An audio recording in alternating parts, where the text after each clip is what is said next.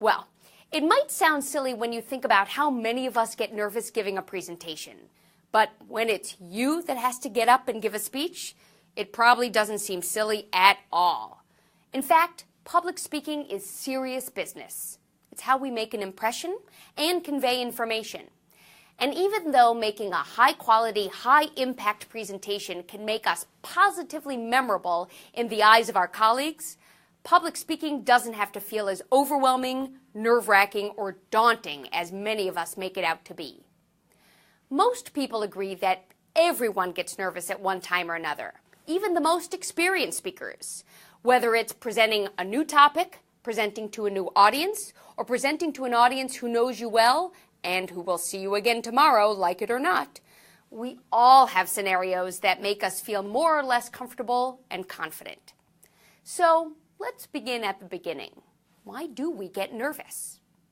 There are a number of reasons why even thinking about public speaking could lead to anxiety.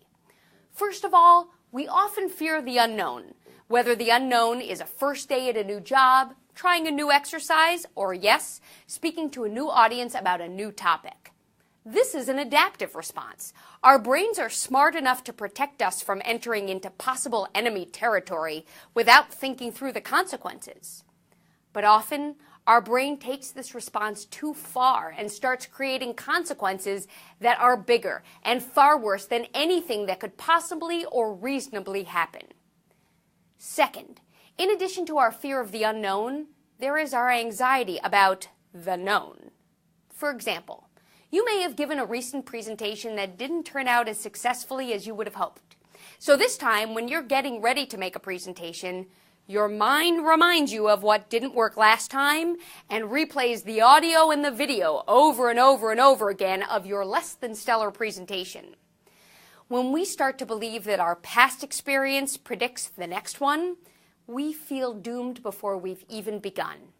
However, when we choose to be proactive rather than reactive by analyzing what went wrong and what went well, even if all that went well was you not bursting into tears until you were safely in the elevator, we have the tools we need to make a thoughtful game plan for the next time.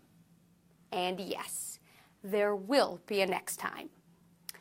Here are some other common fears that people have. Which ones do you experience? I fear that I haven't practiced enough and I will sound like I don't know my stuff. I fear that I have practiced too much and I will sound stiff and stilted. I fear that I don't know who this group is and what they're expecting from me. I fear that I do know who this group is and I cannot deliver on what they're expecting from me. I fear they won't like me.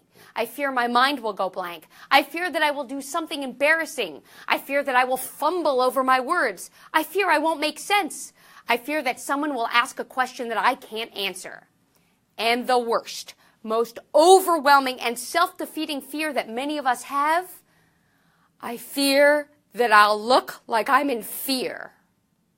So, let's go to fear. What it feels like, looks like, and what to do about it. What does presentation anxiety look like and feel like? Some public displays of fear include a pounding heart, shaking hands and legs, sweaty palms and foreheads, facial tics and twitches, a quivering voice, a flushed or pale face.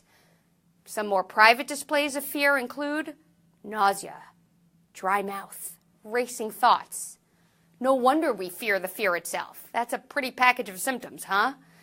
Now, I want to ask you to close your eyes for a moment. Go ahead, I'll still be here when you open them.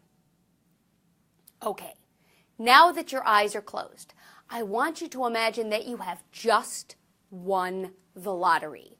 Not a little lottery like just $1 million or two, but the Mega Million lottery.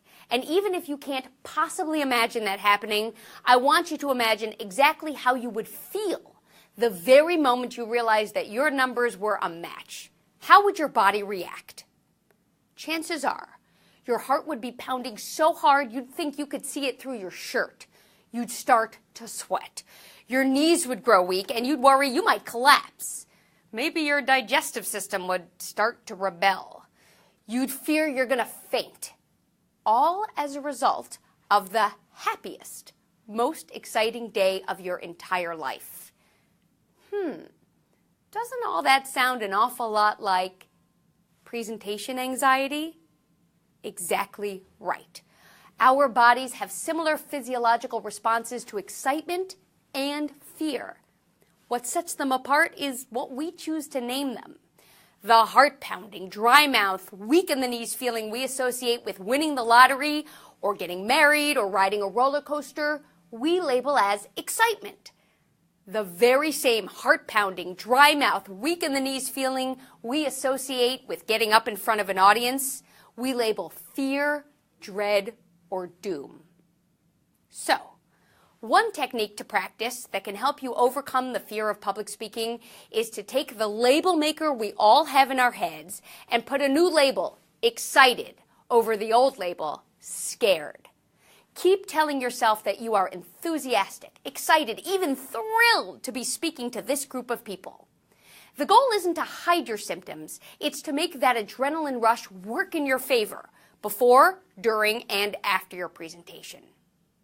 Here are some other tips and techniques that can help. Stop thinking of your audience as your judges and start thinking of them as your colleagues. You are the holder of valuable information that your audience wants and needs, and that they are enthusiastic, excited, and thrilled to have the chance to get it all from you. When you focus less on what this audience can do to you, which is probably nothing at all, and focus more on what you can do for them, you are much more likely to adopt a posture, tone, and attitude that will help you relax and connect. Prepare, prepare, prepare, but don't over-prepare. Prepare yourself enough that you will feel you know your content well, know what your audience will want to hear most, and speak with some degree of interest and passion. Don't think that you need to be able to answer every single question that could come up. You don't. Don't think that you should memorize your presentation word for word. You shouldn't. Get moving. If you have nervous energy, do some kind of large muscle physical activity to harness that energy. Walk briskly around the building. Find a corner and do some squats. Give some enthusiastic handshakes with some big smiles. And don't forget to breathe slowly and consistently. Adequate oxygen in your system signals to your body that everything is okay. Play up your weaknesses in private. Practice and overemphasize any physical reactions you tend to have when you're nervous. For example, if you tend to blink a lot when you experience anxiety, practice your speech in front of a mirror, blinking as much as possible. Once you have heightened your nervous reaction, you are better able to control and eliminate it. Finally, make yourself laugh, whether you meant to or not. Laughing reduces stress. And when you are relaxed and happy, you are more likely to think clearly and connect better to any audience.